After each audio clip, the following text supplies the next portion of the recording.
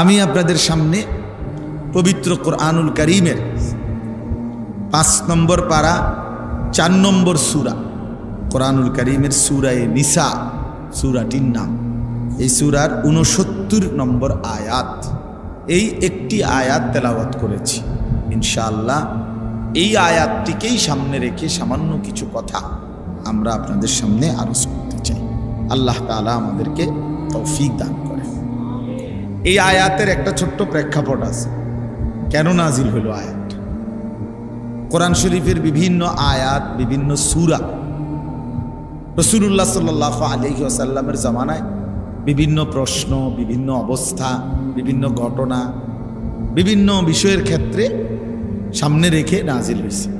তো এগুলোকে শানে নুজুল বলে, মানে অবতীর্ণের কারণ। আয়াতটা কেন নাজিল হলো, সূরাটা কেন নাজিল হলো, এগুলারে শানে নুজুল বলে। তো এই আয়াতের একটা শানে নুজুল আছে, কেন নাজিল হলো। নবী সাল্লাল্লাহু আলাইহি ওয়াসাল্লাম তার হাতে যারা কালেমা পড়ে মুসলমান হইছেন, তাদের মধ্যে মক্কার আরবের মানুষও ছিল, আবার বিভিন্ন দূর দূরান্তের মানুষও ছিল। কেউ আরবের মুসলমান মক্কা মদিনার, কেউ অন্য অঞ্চলেরও ছিল। যেমন হযরত হুযায়ফা রাদিয়াল্লাহু তাআলা আনহু ইয়ামান দেশের ছিল, হযরত সালমান রাদিয়াল্লাহু তাআলা আনহু পারস্য মানে ইরানের মানুষ ছিল, হযরত বেলাল রাদিয়াল্লাহু তাআলা আনহু তিনি হাবাসা আবিসিনিয়া মানে ইথিওপিয়া ওই দেশের মানুষ ছিল। এরকম অনেক সাহাবী, আবু যর রাদিয়াল্লাহু তাআলা গিফার গোত্রের মানুষ ছিল, হযরত আবু হুরায়রা রাদিয়াল্লাহু তাআলা আনহু মক্কা থেকে অনেক দূরে দাউস গোত্রের লোক ছিলেন। এরকম বিভিন্ন অঞ্চলের দূর দূরান্তেরও মুসলমান ছিল। রাসূলুল্লাহ সাল্লাল্লাহু আলাইহি ওয়াসাল্লামের সাহাবীদের সাথে নবী সাল্লাল্লাহু আলাইহি ওয়াসাল্লামের আন্তরিকতা খুব বেশি ছিল। যেই কোনো বিষয় অকপটে দিলে আসলে ওনারা আল্লাহর নবী সাল্লাল্লাহু আলাইহি সাল্লামের কাছে পেশ করতেন, বলতেন। আর রাসূলুল্লাহ সাল্লাল্লাহু আলাইহি সাল্লাম ওয়াহির মাধ্যমে আল্লাহ তাআলার পক্ষ থেকে সমাধান দিতেন। নারীরাও বলতো, পুরুষরাও বলতো, ছোটরাও বলতো, বড়রাও বলতো। সবাই নবীজি সাল্লাল্লাহু আলাইহি ওয়াসাল্লামের কাছে খোলা মনে কথা বলতেন এবং নবীজি শুনতেন। হাদিসের মধ্যে আছে আল্লাহ নবী সাল্লাল্লাহু আলাইহি ওয়াসাল্লাম তিনি কেউ কথা বলতে চাইলে পুরা চোখ দিয়ে তার দিকে তাকাইয়া পুরাটা শুনতেন, সে শেষ করা পর্যন্ত শুনতেন। নবীজি সাল্লাল্লাহু আলাইহি ওয়াসাল্লাম কারোর সাথে মুসাফা করলে ওই লোক যতক্ষণ হাত না সরাইতো নবীজি নিজে হাত টেনে নিতেন না। নবী সাল্লাল্লাহু আলাইহি ওয়াসাল্লাম ডানে বামে কেউ ডাক দিলে তো পুরা চেহারা ঘুরাইয়া তার দিকে তাকাইতেন এবং শুনতেন তার। রাসূলুল্লাহ সাল্লাল্লাহু আলাইহি ওয়াসাল্লামের আখলাক অনেক সুন্দর ছিল, অনেক সুন্দর। প্রতিটা সেকেন্ড নবী সাল্লাল্লাহু আলাইহি ওয়াসাল্লামের আখলাক সর্বোচ্চ সুন্দর ছিল, সর্বোচ্চ সুন্দর। সবকিছুই সুন্দর, সবকিছুই শ্রেষ্ঠ, সবকিছুই সবচেয়ে সুন্দর। সুবহানাল্লাহ, সবকিছু একেবারে সকল কিছু সবচেয়ে সেরা, সবচেয়ে সুন্দর। তো একদিন আল্লাহ নবী সাল্লাল্লাহু আলাইহি ওয়াসাল্লামের একজন সাহাবী, উনি ছিলেন হাবশি, এই কালো নিগ্রু মানুষ, আফ্রিকা, একদম কুচকুচে কালো নিগ্রু সাহাবী। আল্লাহ নবী সাল্লাল্লাহু আলাইহি ওয়াসাল্লামের কাছে আইসা উনি একটা কথা নবীজিকে বলছি, ইয়া রাসূলুল্লাহ আমার একটা বিষয় জানার ছিল। আল্লাহ নবী সাল্লাল্লাহু আলাইহি ওয়াসাল্লাম বললেন, বলো। সাহাবী সিধা সাদা মানুষ, সহজ সরল কথা বলতে চাইছেন। মুমিনের সিফাত এটা, মুমিন আল মুমিনু গিররুন কারীম, মুমিন সাদা সিধে হয়, মুমিন ভদ্র হয়। আল্লাহ রাসূল সাল্লাল্লাহু আলাইহি ওয়াসাল্লাম বলছেন লা ইয়াখদাউ ওয়া লা ইখদাউ, মুমিন কাউকে ধোঁকাও দেয় না। নবীজি বলছেন মুমিন ধোঁকাও খায় না। এত বেকুবও না যে তাকে কেউ ধোঁকা দিবে, আবার এত বাটফারও না যে সে অন্যকে ধোঁকা দেবে। রাসূলুল্লাহ সাল্লাল্লাহু আলাইহি ওয়াসাল্লাম বলেন মুমিন সহজ সরল হয়, মুমিন ভদ্র হয়, ঈমান। নবীজি বলছেন ফা উহিব্বু আন আকুনা কারীমান মাগলুবান, আমি হেরে গিয়েও ভদ্র থাকতে চাই, প্রয়োজনে হেরে গেলাম কিন্তু আমি অভদ্র হতে চাই। ওয়ালা উহিব্বু আন আকুনা গালিবান লাঈমান, আমি অভদ্র হয়ে জিততে চাই না। নবীজি হাদিস, আমি অভদ্র হয়ে মন্দ আচরণ করে জিততে চাই না, বরং প্রয়োজনে হেরে গিয়েও আমার ভদ্রতা ধরে রাখতে চাই। তো এই সহজ সরল সাহাবী তিনি আল্লাহ নবী সাল্লাল্লাহু আলাইহি ওয়াসাল্লামকে বললেন, ইয়া রাসূলুল্লাহ, আপনি প্রথম কথা হলো বাহ্যিক যেই সৌন্দর্য আপনার চেহারা মোবারক সহ সমস্ত দেহের অঙ্গ প্রত্যঙ্গের যেই সৌন্দর্য বাহ্যিক, এই সৌন্দর্য সর্বশ্রেষ্ঠ সুন্দর, সবচেয়ে সুন্দর, সবচেয়ে সুন্দর। সারা দেহ একসাথে সবচেয়ে সুন্দর, প্রতি অঙ্গ আলাদা আলাদা তাও সবচেয়ে সুন্দর। তো আপনি সবচেয়ে সুন্দর, সর্বশ্রেষ্ঠ সুন্দর, আর আমি কুৎসিত কালো। কাজেই বাহ্যিক সৌন্দর্যের বিবেচনায় আপনার সাথে আমার কোনো তুলনাই চলে না। আপনি অনেক সুন্দর।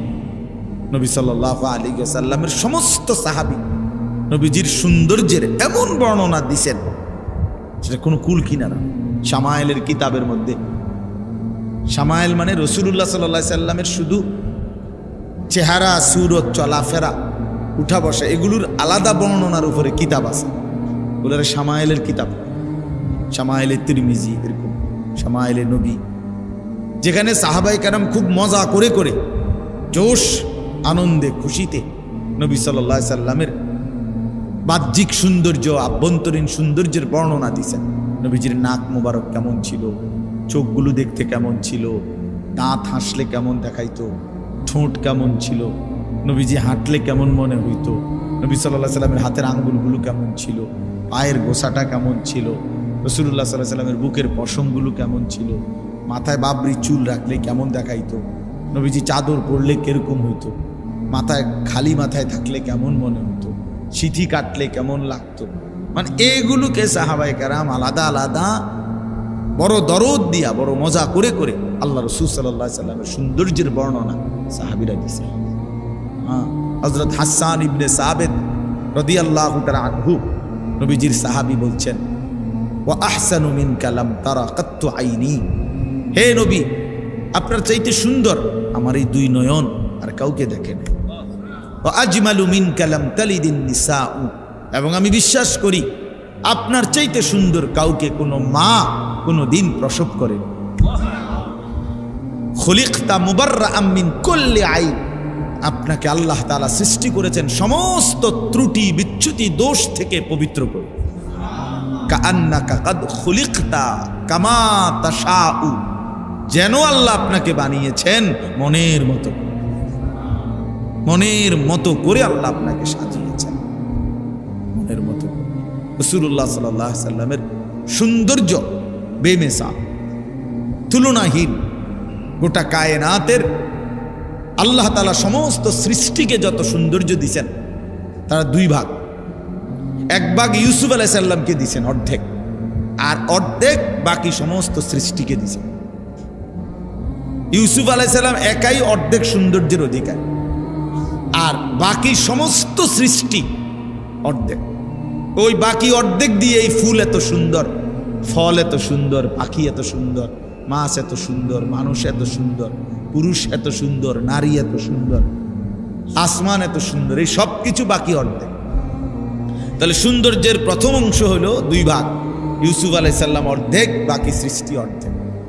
আর একা মুহাম্মদ সাল্লাল্লাহু আলাইহি ওয়াসাল্লাম পূর্ণ সবটা সৌন্দর্যের অধিকারী।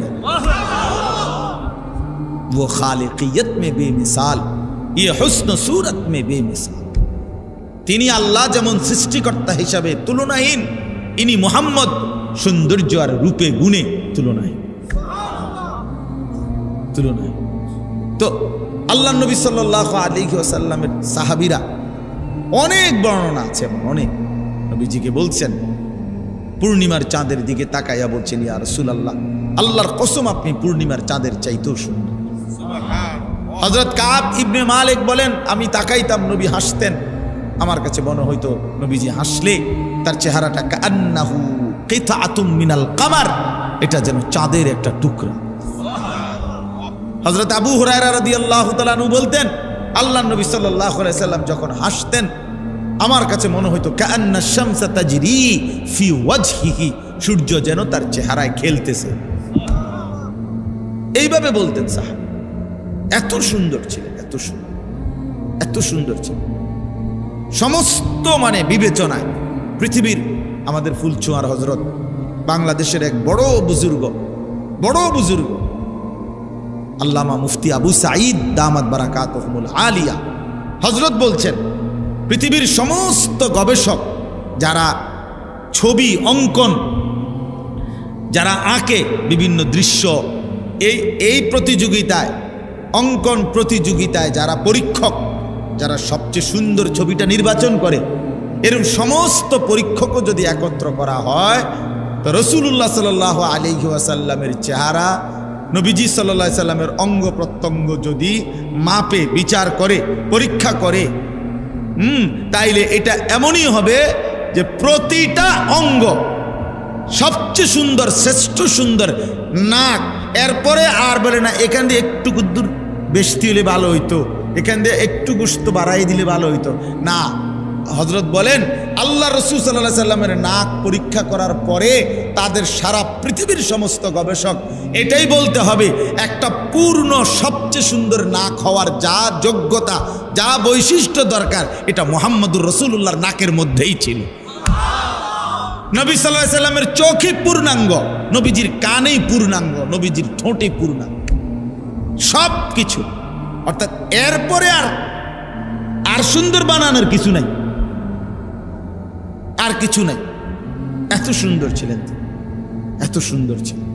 তো এই সাহাবী বলতেছেন, ইয়া রাসূলুল্লাহ, আপনার সৌন্দর্যের সামনে আমি তো কুৎসিত কালো, আমার কোনো তুলনাই চলে না।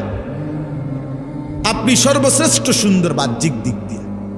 এবার আসেন, উনি দ্বিতীয় কথা বললেন, ওই হাবশী সাহাবী বলতেছেন, কালো সাহাবী, ইয়া রাসূলুল্লাহ, যেরকম ভাবে বাহ্যিক দিক দিয়ে, বাহ্যিক সৌন্দর্যের বিবেচনায় আপনার সাথে আমার কোনো তুলনা নাই, ঠিক তেমনি ভাবে আভ্যন্তরীণ সৌন্দর্য, একটা তো হলো বাহ্যিক সৌন্দর্য, আর একটা হলো অন্তরের সৌন্দর্য, আর্থিকভাবে, আভ্যন্তরীণভাবে যত গুণ, ঈমান, ইলম, হিকমত, তাকওয়া, জুহুদ, দুনিয়া বিমুখতা, সবর, তাওয়াক্কুল, যত উত্তম গুণাবলী আছে মানবীয় ভিতরে, একজন সর্বশ্রেষ্ঠ উত্তম যত আখলাক, চরিত্র, গুণাবলী, বৈশিষ্ট্য, এগুলোর দিক থেকেও আপনি সর্বশ্রেষ্ঠ। বুইসতু লিউতাম্মিমা মাকারিমাল আখলাক। আল্লাহ নবী সাল্লাল্লাহু আলাইহি ওয়াসাল্লাম বলেন, সমস্ত চরিত্রের পরিপূর্ণতা দানের জন্যই আমি রাসূল আল্লাহর পক্ষ থেকে আবির্ভাব হয়েছি। ক্ষমা, সর্বশ্রেষ্ঠ ক্ষমা কেমন হয় এটা রাসূলুল্লাহ সাল্লাল্লাহু আলাইহি ওয়াসাল্লামের মধ্যে ছিল। ধৈর্য, সর্বশ্রেষ্ঠ ধৈর্য কেমন হইতে হয় নবীজির মধ্যে ছিল। পরোপকার, সর্বশ্রেষ্ঠ কেমন হওয়া উচিত নবীজির মধ্যে ছিল। মানুষের কল্যাণকামিতা, এরকম যেই কোনো যাকেই আমরা উত্তম গুণ বলি, তার সব কিছু আল্লাহ তাআলা রাসূলুল্লাহ সাল্লাল্লাহু আলাইহি সাল্লামের মাধ্যমে উনার মধ্যে পূর্ণ করে দিয়েছে, পূর্ণ করে দিয়েছে। হ্যাঁ, হুসনে ইউসুফ দমে আইসা ইয়াদে বাইদা দারি আঁচে খুবা হামা দারন্দ তু তনহা দার। আল্লামা ইকবাল বলছেন, হে নবী, ইউসুফের সৌন্দর্য, মুসার মোজেজা, ঈসার মোজেজা, এভাবে ১৬ লক্ষ নবী রসুলের সমস্ত গুণ বৈশিষ্ট্য যদি আপনি একা আপনার মাঝে খুঁজি, তু তনহা দারি, আপনি একাই সব নিয়ে আছেন, আপনি একাই সব বৈশিষ্ট্য। তো এই হাবশী সাহাবী বললেন, ইয়া রাসূলুল্লাহ, আপনার আভ্যন্তরীণ আর্থিক ভিতরের আখলাক, চরিত্র, গুণ, সেটাও শ্রেষ্ঠ, আমার সাথে কোনো তুলনা নাই। কিন্তু শোনেন মনোযোগ দিয়ে, উনি বলতেছেন, তাইলে আমার বাহ্যিক সৌন্দর্যের সাথেও আমার কোনো তুলনা হয় না, আভ্যন্তরীণ সৌন্দর্যের সাথেও আমার কোনো তুলনা হয় না।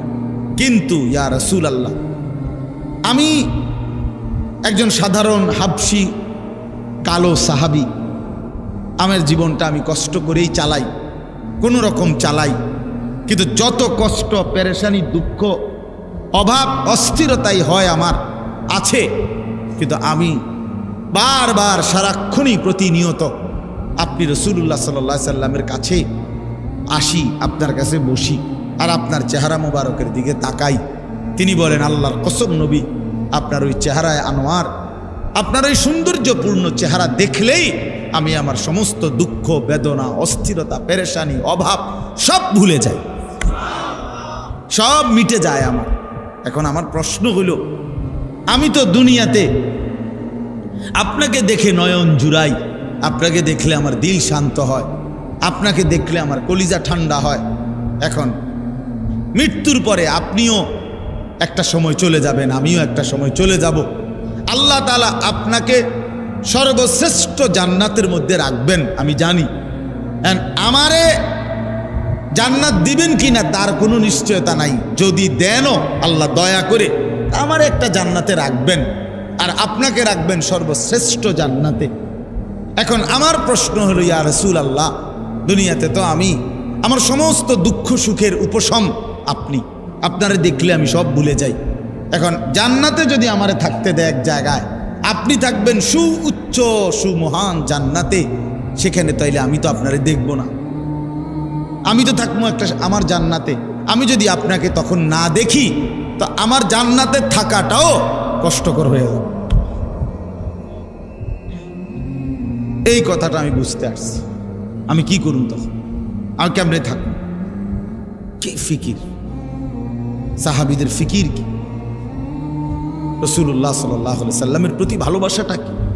তো আল্লাহ নবী সাল্লাল্লাহু আলাইহি ওয়াসাল্লাম খামোশ হয়ে গেলেন, নবীজি চুপ হয়ে গেলেন, কোনো উত্তর দেন নাই। কিছুক্ষণের মধ্যেই আল্লাহ তাআলা এই হাবশী সাহাবীর প্রশ্নের জবাব দেওয়ার জন্য আল্লাহ তাআলা হযরত জিবরাইলকে পাঠিয়ে আল্লাহ তাআলা জবাব দিছেন, সরাসরি কোরআন নাজিল করছেন। এই কোরআন নাজিল করে জিবরাইলকে পাঠিয়ে আল্লাহ তাআলা যেই আয়াতটা নাজিল করছেন এই হাবশী সাহাবীর প্রশ্নের জবাবে, এইটাই এই আয়াত, সূরা নিসার এই 69 নম্বর আয়াত, যেটা আমি পড়ছি। আল্লাহ তাআলা বললেন, বন্ধু পরে বলেন, ব্যবস্থা আছে। কি আছে? ব্যবস্থা আছে। ওর যে আবেগ, আপনারে না দেখলে তার জান্নাতটাও বিষাদ হয়ে যাবে, আপনারে দেখতে চায়, আপনার সাথে থাকতে চায়, পরে বলে দেন, উপায় আছে। তো আল্লাহ তাআলা বলেন, দুইটি শর্ত পূরণ করতে হবে। দুইটি শর্ত পূরণ করলে আমি আল্লাহ ওয়াদা দিলাম, আমি এই দুই শর্ত যে পূরণ করবে এমন প্রত্যেক ইমানদার বান্দাকে আমি আল্লাহ আপনি রাসূলের সাথেই থাকতে দেব, আপনার সাথেই থাকতে দেব। শুধু আপনি না, বরং আদম থেকে ঈসা সোয়া লাখ আম্বিয়াদের সাথে থাকতে দেব। শুধু আপনারা নবীদের সাথে না, নবীদের পরে উম্মতের ইমানদারদের মধ্যে সর্বশ্রেষ্ঠ মানুষ যারা, সিদ্দিক বলে যাদেরকে, নবীর পরে উম্মতের মধ্যে মানুষের সর্বশ্রেষ্ঠ পদমর্যাদা ধর্মীয় হলো সিদ্দিক। এই সিদ্দিকদের সাথে থাকতে দেব। যারা আমার রাস্তায় শহীদ হয়েছে শহীদদের সাথে থাকতে দেব। যারা আমার নেক আল্লাহওয়ালা বান্দা তাদের সাথেই আমি থাকতে দেব। শর্ত কয়টা? দুইটা। ওমান ইউতিল্লাহ ওয়ার রাসূল, সহজ শর্ত, আল্লাহ এবং আপনি রাসূলের আনুগত্য করতে হবে। জীবনভর কষ্ট করে হলেও, সুখে কিংবা দুঃখে, রাতে কিংবা দিনে, একাকী কিংবা প্রকাশ্যে, আপনি রাসূলের ইত্তেবা করতে হবে, আল্লাহর আনুগত্য করতে হবে, রাসূলের আনুগত্য করতে হবে। আল্লাহ বলেন এই দুই শর্ত পূরণ করতে বলেন, আল্লাহর আনুগত্য, রাসূলের আনুগত্য। তাহলে কি হবে? ফাউলাইকা মাআল্লাযীনা আনআমাল্লাহু আলাইহিম, তখন ওই মানুষগুলো থাকবে আমি আল্লাহ আমার যেই স্পেশাল নিয়ামত প্রাপ্ত বান্দা যারা, তাদের সাথে। আমার নিয়ামত প্রাপ্ত বান্দারা এক নাম্বার সমস্ত নবী রাসূলগণ, মিনান নাবিয়িন ওয়াস সিদ্দিকিন, সমস্ত সিদ্দিকগণ, নবীদের পরে যাদের স্তর, ওয়াস শুহাদা, আমার রাস্তায় যারা জীবন বাজি রেখে শহীদ হয়েছে তাদের সাথে তারা, ওয়াস সালিহিন, এবং আমার সমস্ত নেক বান্দারা। যারা আমার হুকুম সদা প্রতিনিয়ত পালন করেছে। আল্লাহ বলেন, আর এটাও বলে দেন, শোনো বান্দা, হে ঈমানদার, হাসরের ময়দানে যদি নবী রসুল সাল্লাল্লাহু আলাইহি সাল্লাম, সিদ্দিক, শহীদ এবং নেককারদের সঙ্গী হতে পারো, তখনই বুঝবা ও হাসুনা উলাইকা রফিকা, তারা কতই না উত্তম বন্ধু। তোমার বড় বেশি উত্তম বন্ধু হবে হায় যদি নবীদের সঙ্গী হও, সিদ্দিকের সঙ্গী হও। যদি দেখো ওই যে আদম, ওই যে মুসা, ঈসা, ওই যে নূহ আলাইহিস সালাম, ওই যে আমার হাবিব, ওই যে দেখো আবু বকর, ওমর, ওসমান, আলী, ওই যে দেখো আবু হানিফা, শাফিঈ, হাম্বলি, দেখো আব্দুল কাদের জিলানী, বাইজিদ বুস্তামি, জুনায়েদ বাগদাদি, এই মহান মানুষগুলোকে যদি পাও তোমার আশেপাশে, তুমি যদি তাদের সঙ্গী হইতে পারো, আল্লাহ নিজে বলতেছেন, বিশ্বাস করো বান্দা, সেটা হবে তোমার বড় উত্তম শ্রেষ্ঠতম বন্ধু, শ্রেষ্ঠতম বন্ধু। তাহলে কি বুঝা গেল? আল্লাহ তাআলা বললেন আল্লাহর আনুগত্য করো, রাসূলের আনুগত্য করো, তাইলে রাসূলের সঙ্গেই জান্নাতে থাকবে। মজার বিষয় হলো, শুনেন, এই হাবশী সাহাবী, ওই যে বেটা জিগাইছে, উনি উত্তর পাইছে কিনা? কথা বলেন না। তো উনি এরপরে আরেকটা প্রশ্ন করছে। উনি এক কথা বলার পরে আবার বলছেন নবীজি, আচ্ছা ইয়া রাসূলুল্লাহ, তাইলে আমি বুঝলাম আপনার আনুগত্য যদি আমি পূর্ণ করতে পারি, তাইলে আমি আপনার সঙ্গী হব, আপনার সাথে পাবো, আপনারে দেখবো, পাবো। কিন্তু আমার আরেকটা জানার বিষয় হলো, ইয়া রাসূলুল্লাহ, আমাদের আল্লাহকে দেখা আর আপনি আল্লাহকে দেখা একরকম না। তো আপনি যখন আল্লাহকে দেখবেন জান্নাতে, আল্লাহর দিদার হবে আপনার আল্লাহর সাথে, তখন আমারে সাথে রাখবেন নি? এটা কর, তখন আমারে সাথে রাখবেন কিনা? তাফসীরে আছে যে উনি এবারে এইটা জিজ্ঞাসা, তখন আমারে সাথে, আপনি যখন আল্লাহকে দেখবেন আমারে দেখতে দিবেন, আমারে সাথে রাখবেন। সাল্লাল্লাহু আলাইহি ওয়াসাল্লাম বললেন, সাহাবী, আমি ওয়াদা দিলাম আমি তখনও তোমাকে সাথে রাখব। আল্লাহর নবীর এই সাহাবী, তাফসীরে আছে, এরপরে উনি একটা চিৎকার দিছে, এই জাগাত বৈশা একটা চিৎকারেই তিনি ঘুরে পড়ে ইন্তেকাল করেছেন, জীবন দিয়ে খুশিতে। নিকাল যায় দম তেরে কদমু কে নিচে, यही दिल की हसरत, यही दिल की आरजू। হে প্রিয়, আপনার জন্য আপনার কদমের নিচে জীবন দিয়ে দিলাম, এটাই দিলের তামান্না ছিল, এটাই দিলের আকাঙ্ক্ষা ছিল। আমার ভাই, আয়াতের শানে নুজুল বলা শেষ হয়ে গেল, এবার খোলাসা কথা কি, এটা বললেই শেষ কথা। মূল বক্তব্যটা কি আসলে? এবার আপনি কি বুঝলেন, আমি কি বুঝলাম? জওয়ান ভাই, তোমরা কি বুঝলা? ভাই বলো ভাই। আমরা এই উপর থেকে নিয়ে নিচ পর্যন্ত আমরা প্রত্যেকেই মুসলমান, আমরা প্রত্যেকেই মুসলমান। আমাদের আল্লাহ, আমাদের নবী মুহাম্মদুর রাসূলুল্লাহ সাল্লাল্লাহু আলাইহি ওয়াসাল্লাম, আমাদের কিতাব কোরআন, আমাদের ধর্ম ইসলাম, আমাদের রব আল্লাহ, আমাদের নবী মুহাম্মদুর রাসূলুল্লাহ, আমাদের কিতাব কোরআন, আমাদের ধর্ম কি?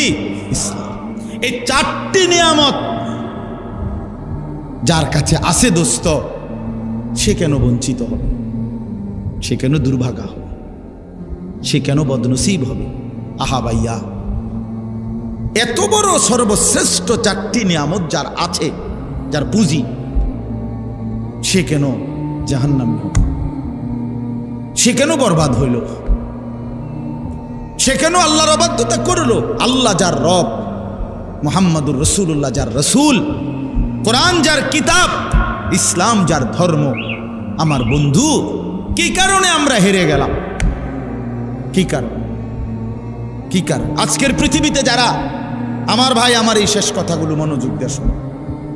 আজকের পৃথিবীতে যারা খ্রিস্টান, সারা পৃথিবীতে, গোটা ইউরোপের সব খ্রিস্টান, তাদের কারো কাছে, কসম আল্লাহ, তাদের কারো কাছে, খ্রিস্টানরা ঈসা নবীর অনুসারী, কিন্তু তাদের কাছে ঈসা নবীর উপরে নাজিলকৃত আল্লাহ যেই ইনজিল কিতাব নাজিল করছে, আসমানি কিতাব, ওই আসমানি কিতাবের কোনো নিখুঁত কপি, ওই কিতাবের কোনো মূল কপি সারা পৃথিবীর, এই মুহূর্তে সারা পৃথিবীতে যত কোটি কোটি খ্রিস্টান আছে, যত জাদুঘর আছে তাদের, যত গবেষণাগার আছে তাদের, কারো কাছে তাদের কাছে একটি নিখুঁত আল্লাহ কর্তৃক নাজিলকৃত ইনজিল আসমানি কিতাব তাদের কাছে নাই।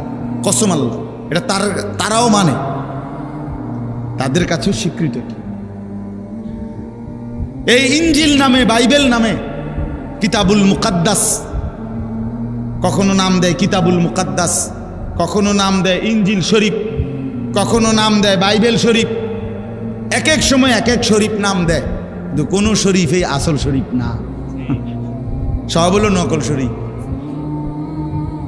আসলি না। এগুলো সব ঈসা আলাইহিস সালামকে আল্লাহ তাআলা আসমানে তুলে নেওয়ারও কমপক্ষে 600 বছর পরে লিখিত। তাদের পরবর্তী কোনো মনীষী, গুরু, ধর্মযাজকদের এই বিভিন্ন মানুষের মুখে মুখে প্রচারিত বিভিন্ন মুখ নিঃসৃত কথা বানাইয়া সানাইয়া এগুলো লিখস। আজকের এই দিন পর্যন্ত খ্রিস্টানরা ঈসা আলাইহিস সালামের ব্যাপারে তাদের আকীদা পরিষ্কার করে বলতে পারে না। তাদের কথা হইল ঈসা, মরিয়ম, আল্লাহ, এই 3 খোদা। নাউজুবিল্লাহ। তো বলে যে আল্লাহ যে এক, তোমাদের কিতাবও তো আছে, কহ এটাও ঠিক। আল্লাহ এক, এক খোদা, এটাও ঠিক। তাহলে যদি বলো যে 3 খোদা, এইটাও ঠিক। তো এক খোদা, 3 খোদা, 3 খোদাই এক খোদা, তো এটা কেমনে ঠিক? কয়ে এমনি ঠিক, যেমনি কই এমনি ঠিক, যেমনি কয় এমনি। না বুঝাইতে পারলে মনে করেন আমার দাদা, আমার জ্যাঠারে, আমার দাদার খুব রাগ ছিল, প্রচণ্ড রাগী মানুষ ছিলেন আমার দাদা। তো ক্ষেতের মধ্যে ধান, আরে ক্ষেত ওই গরু দিয়া, হালের গরু দিয়া ক্ষেতে হাল চাষ করবার সময় আমার বড় জ্যাঠা কি কথা মনো দেরি করছে না জানি কি, দাদা এই গরুরে যেটা দিয়ে বাইরায়, যে আগের দিনের, হ্যাঁ, এইগুলা দিয়ে ফিরতে ফিরতে জ্যাঠারে একবার শোয়াই লাইছে খেতে কাদার মধ্যে। তো জ্যাঠার খুব জ্বর উঠছে, অসুস্থ হয়ে গেছে জ্যাঠা। আমার আব্বা শহর থেকে, আমার আব্বা শহরে চাকরি করতেন, আব্বা একদিন পরে শূন্যা গেছে, গিয়া সব ঘটনা টটনা আমার জ্যাঠার থেকে শূন্যা আমার আব্বা বুঝছে যে আমার জ্যাঠার কোনো দোষ নেই। আমার দাদা এটা না বুঝা মারছে আব্বাটা। তো দাদারে আমার আব্বা এটা বুঝাই কইছে যে আব্বা আপনি যে আব্বাটারে মারলেন বড় মিয়ারে, এইভাবে বুঝাই কইছে যেটা আপনার এটা ভুল হয়েছে, আপনি মানে মূলত এই ঘটনা উনি করে নাই বা এই কারণে যেটা। তো দাদা বুঝছে কথাটা যে না আসলে তারে অন্যায়ভাবে কি করছে। তো আমার দাদা চুপ করে, একটু পরে আমার দাদা হঠাৎ আমার আব্বারে কইছে, তাহলে হয়তো দৌড় দিল না, বুঝেন নাই কথা? হ্যাঁ, দৌড় দিল না, এইটাই দোষ। হ্যাঁ হ্যাঁ, দোষ হলো কি দৌড় দিল না কা, হে যদি নির্দোষ হইতো তো দৌড় দিত। তাই এরা এত বেশি বানোয়াটি, খ্রিস্টানরা একেবারে গাঁজাখুরি কথাবার্তা, এদের বানোয়াটি কথা। আমাদের বাংলাদেশে এরা, এই উত্তরবঙ্গে, পার্বত্য চট্টগ্রামে আপনারা জানেন প্রতিদিন মুসলমানদেরকে খ্রিস্টান ধর্ম বানানোর ষড়যন্ত্র করছে। ষড়যন্ত্র না, বানাচ্ছে প্রতিদিন। আমাদের এই ছোট্ট বাংলাদেশে, ছোট্ট এই বাংলাদেশ, আমরা দিনাজপুর ছিলাম দাওয়াত ও তাবলীগের সফরে, 40 দিনে দেখছি একটি জেলার মধ্যে না হয়তো 50টা। ওই বাংলাদেশে মিয়া একটা জেলায় কমপক্ষে 50টা হবে গির্জা বাংলাদেশে, অথচ তাদের ধর্মের কোনো গভীরতা বলতে কিচ্ছু নাই। তাদের কাছে আসমানি কোনো নিখুঁত কিতাব নাই, ঈসা আলাইহিস সালামের শিক্ষা তাদের কাছে মোটেই নাই। ইহুদি আজকের পৃথিবীর গোটা পৃথিবীর বিস্ফোরা, গোটা পৃথিবীর যন্ত্রণার নাম কে? ইহুদি, ইসরায়েল। এই কুত্তার মতো নিকৃষ্ট জানোয়ার পৃথিবীতে কেউ নেই। এই দাজ্জাল ফেরাউন নমরুদের চাইতো নিকৃষ্ট এই ইসরায়েলের এই বর্তমান প্রধানমন্ত্রী নেতানিয়াহু, এই বেঈমান ফেরাউনের চাইতে খারাপ। ফেরাউন এত জঘন্য ছিল, নমরুদ এত জঘন্য ছিল, এত এত হিংস্র।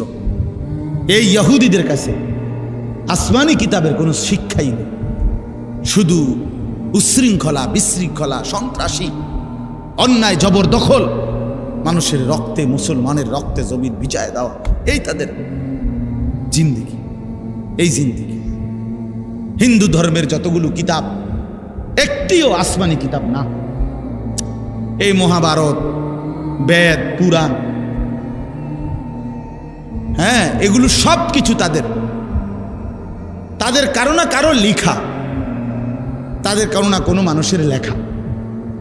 তাইলে হিন্দু ধর্মের ওয়ালাদের কাছেও আসমানি কোনো কিতাব নাই, খ্রিস্টানদের কাছে আসমানি কিতাব যেটা আল্লাহ নাজিল করছে সেটা নাই। খ্রিস্টান ধর্মের ইহুদিদের কাছে আল্লাহ যেটা নাজিল করছে মুসা নবীর উপরে, তাওরাত, ওইটা নাই, বিশ্বাস করেন না। এটা গাজরের কথা না, বাস্তবতার কথা নাই আমার বন্ধু।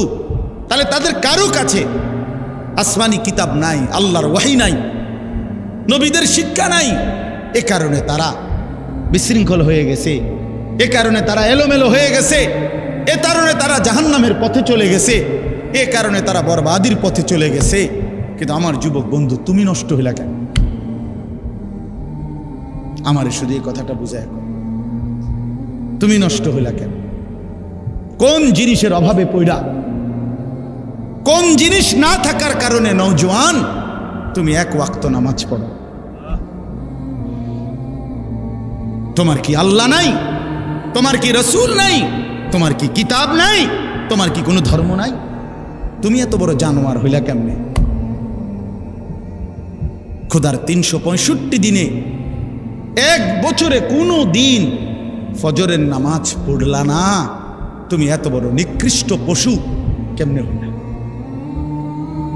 কি কারণে হারায় গেলা? তুমি নষ্ট হয়ে গেল? আপনারা বলেন।